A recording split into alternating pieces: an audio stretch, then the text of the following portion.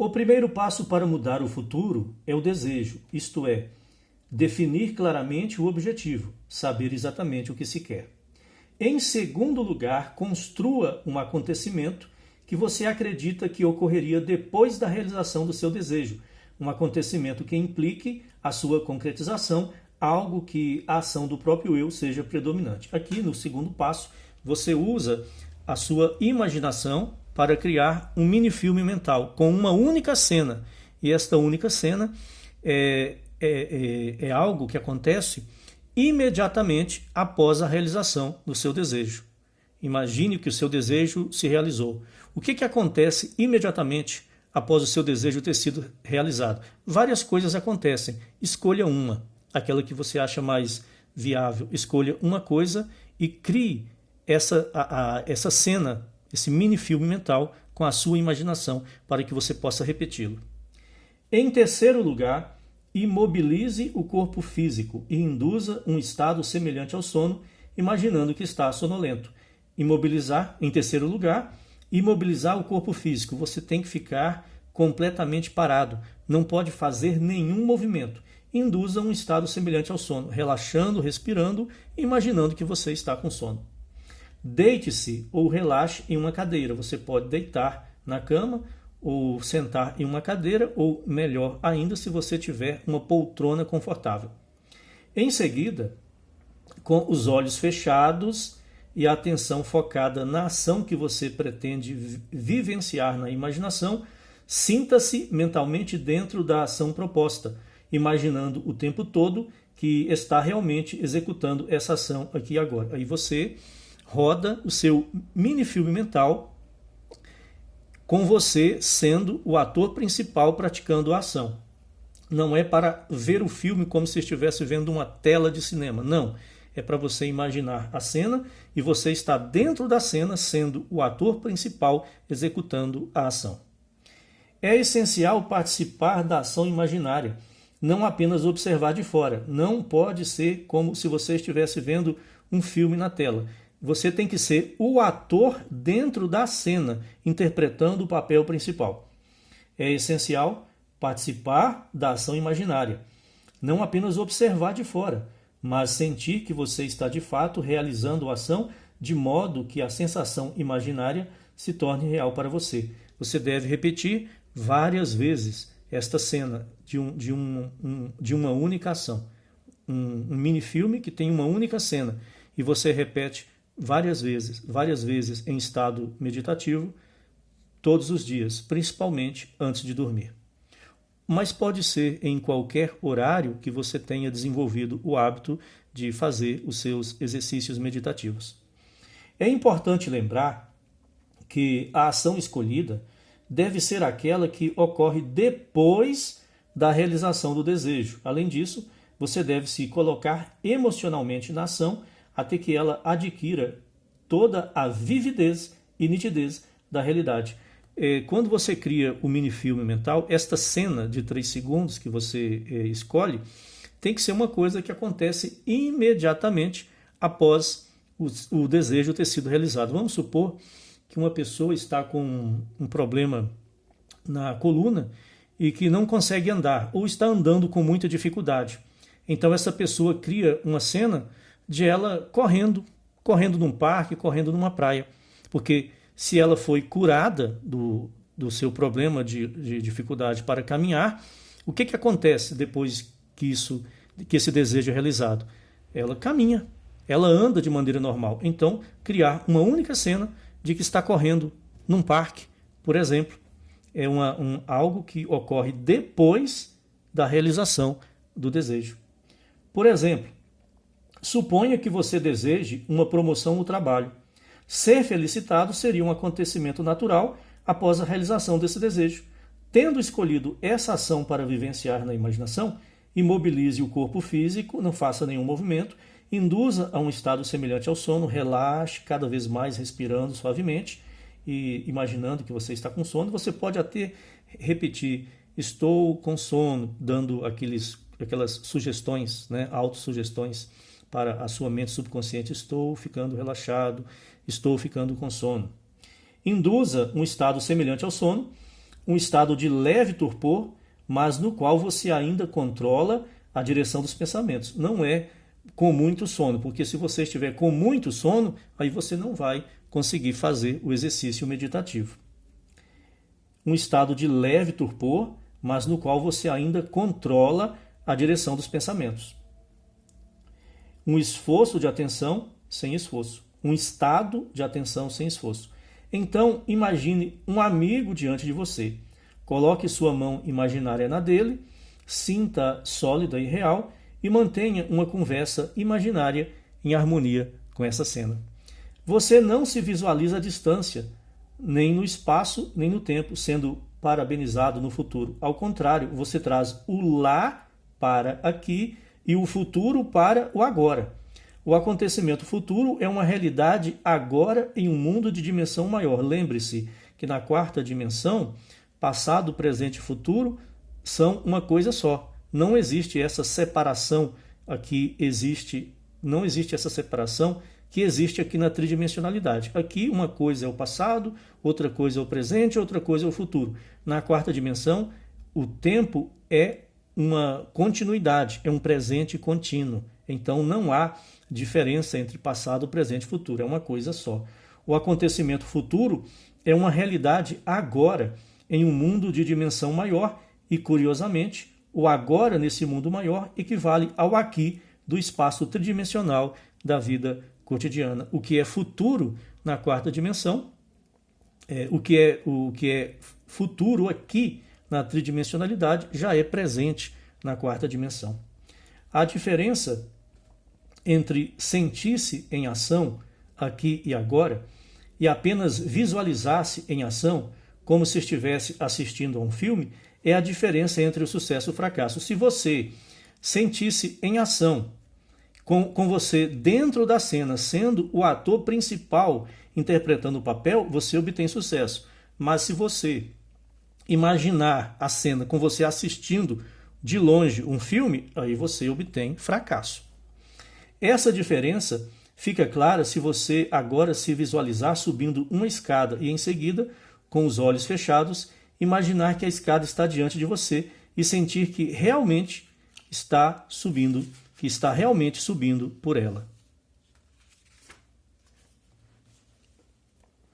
Desejo, imobilidade física próxima ao sono e a ação imaginária em que o sentir do eu predomina aqui e agora não são apenas fatores importantes para alterar o futuro, são também condições essenciais para a projeção consciente do eu espiritual. Aqui ele resume toda a técnica. Desejo, imobilidade física próxima ao sono e ação imaginária do mini-filme mental, em que o sentir do eu predomina aqui e agora. Não são apenas fatores importantes para alterar o futuro, são também condições essenciais para a projeção consciente do eu espiritual. E, obviamente, essa projeção consciente é feita pelo exercício meditativo. Quando o corpo está imobilizado e somos tomados pela ideia de fazer algo, se imaginarmos que estamos fazendo isso aqui e agora e mantivermos a ação imaginária com intensidade até que o sono se instale, é possível que despertemos fora do corpo físico e nos encontremos em um mundo de dimensão maior, com um foco ampliado, realmente fazendo aquilo que desejamos e imaginamos fazer na experiência física. Aqui é uma experiência mística que algumas pessoas podem experimentar. A maioria não experimenta. Então não é necessário ter essa experiência mística intensa da forma como ele fala aqui. Mas algumas pessoas podem ter o privilégio de viver uma experiência assim. Mas, quer despertemos ali ou não, estamos de fato realizando a ação no mundo da quarta dimensão. E no futuro iremos repeti-la aqui no mundo tridimensional. Mesmo que você não tenha essa experiência mística de despertar totalmente a sua consciência na quarta dimensão, mesmo que você não tenha essa experiência, se você praticar da forma como está sendo ensinado aqui, você alcança a realização do seu desejo. A experiência me ensinou a restringir a ação imaginária a condensar a ideia que será objeto da nossa meditação em um único ato e repeti-la continuamente até que adquira o sentimento de realidade. Como dissemos antes, o mini filme mental deve ter uma única cena, uma cena rápida, 3 segundos, e você repete várias vezes, todos os dias. Caso contrário, a atenção se dispersa por associações, uma multidão de imagens relacionadas se apresenta à mente e em poucos segundos somos levados a centenas de quilômetros de distância do nosso objetivo no espaço e a anos de distância no tempo. Se você criar uma cena longa e complexa, a sua mente pode perder o foco e você acabar esquecendo qual é o objetivo pelo qual você estava fazendo o exercício. Se decidimos subir um determinado lance de escadas, por ser esse o acontecimento mais provável a seguir a realização do nosso desejo, então devemos limitar a ação a subir exatamente esse lance de escadas, uma cena simples, só uma cena. Se a atenção se desviar, traga de volta a tarefa de subir essas escadas e continue fazendo isso até que a ação imaginária adquira toda a solidez e nitidez da realidade. É natural, quando você repete várias vezes a mesma imaginação, o mesmo pensamento, nas primeiras vezes é mais difícil, mas cada vez que você repete, vai ficando mais fácil repetir essa visualização. A ideia deve ser mantida no campo da atenção, sem esforço sensível de nossa parte. Com o mínimo de esforço, precisamos impregnar a mente com o sentimento do desejo realizado de maneira relaxada, sem tensão. Fique repetindo com calma o seu filme mental. Todo dia, até que ele fique gravado e cause uma impressão na consciência de ser. Quando isso acontece, quando a impressão é feita, ele adquire a naturalidade. A sonolência facilita a mudança porque favorece uma atenção sem esforço, mas não deve ser levada ao ponto do sono, no qual já não conseguimos controlar os movimentos da atenção. O ideal é um grau moderado de sonolência, no qual ainda somos capazes de dirigir os pensamentos. Uma maneira muito eficaz de incorporar um desejo é assumir o sentimento do desejo realizado e, em um estado relaxado e sonolento, repetir continuamente, como uma cantiga de ninar, uma frase curta que implique a realização do desejo, como obrigado, obrigado, obrigado, até que a sensação única de gratidão passe a dominar a mente. Diga essas palavras como se estivesse se dirigindo a um poder superior, o seu eu sou, Deus, consciência de ser, por já ter feito isso por você. Aqui ele está fazendo referência a outra técnica para pessoas que têm afantasia, pessoas que não têm capacidade de imaginar. Então, para essas pessoas, a técnica vai ser criar uma frase curta que implique que o desejo está realizado e repetir essa frase com o pensamento de maneira suave, colocando sentimento de gratidão, porque o desejo já foi realizado, e ficar repetindo até adormecer com esse sentimento. Se, porém, buscarmos uma projeção consciente em um mundo de dimensão maior, então devemos manter a ação imaginária até que o sono se instale. Vivencie na imaginação, com toda a nitidez da realidade, aquilo que seria vivido na experiência física caso o objetivo fosse alcançado, e com o tempo nós o encontraremos na experiência concreta, assim como o encontramos primeiro na imaginação. Alimente a mente com premissas, isto é, afirmações tomadas como verdadeiras, pois as assunções, ainda que inicialmente falsas, quando mantidas até adquirirem o sentimento de realidade, acabam se cristalizando em fatos pela repetição do filme mental ou do sentimento assumido por meio de uma frase, aquilo que você deseja adquire solidez na sua consciência de ser e depois é projetado como realidade concreta na sua realidade externa. Para uma assunção, todos os meios que favorecem sua realização são adequados. Ela influencia o comportamento de todos, inspirando movimentos, ações e palavras que conduzem ao seu cumprimento. Quando você assume um determinado estado de consciência, a sua consciência de ser influencia outras pessoas a praticarem ações e comportamentos que vão contribuir para a realização de seu desejo.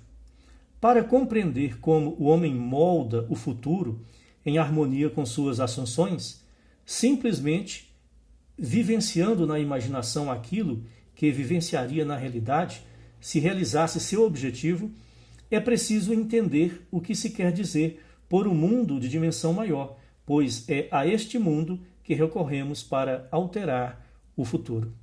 A observação de um acontecimento antes que ele ocorra implica que, do ponto de vista do homem no mundo tridimensional, esse acontecimento já está determinado.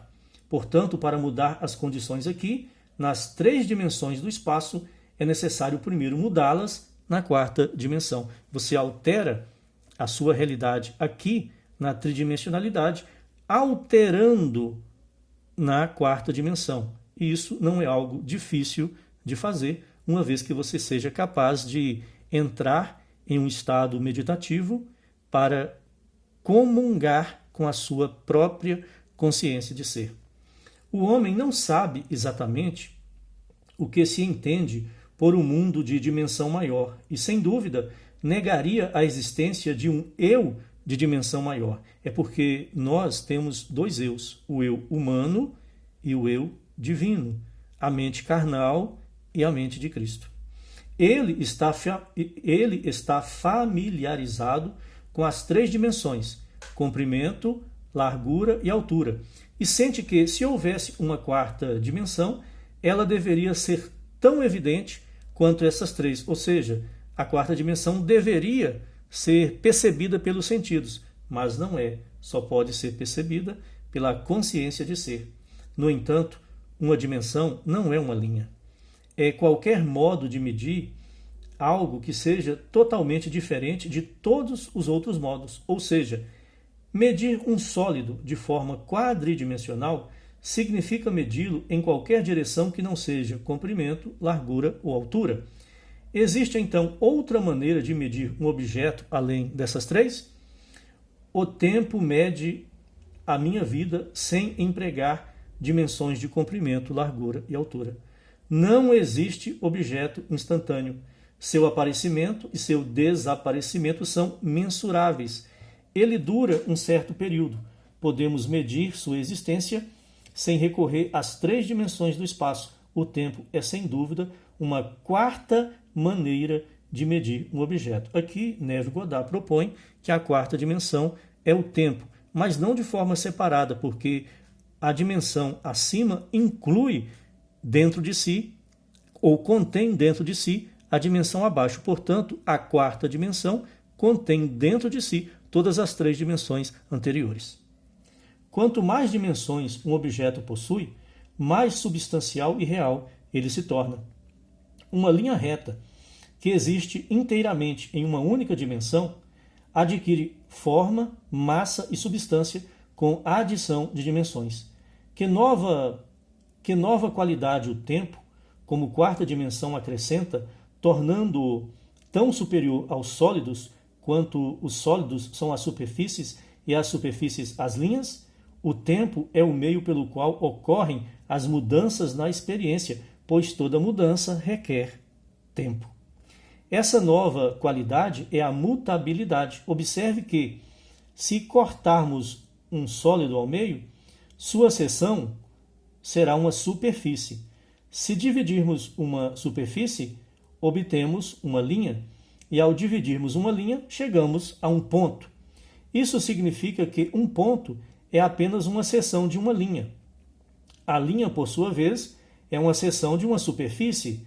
A superfície é uma seção de um sólido, e o sólido, levado à conclusão lógica, é apenas uma seção de um objeto quadridimensional. Ele está dizendo que a dimensão acima contém dentro de si a dimensão abaixo.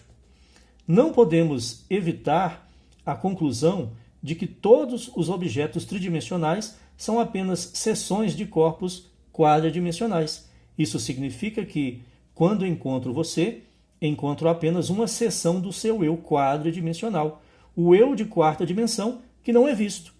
Para ver esse eu quadridimensional, eu teria de ver todas as seções, os momentos da sua vida, do nascimento à morte, e vê-las todas como coexistentes.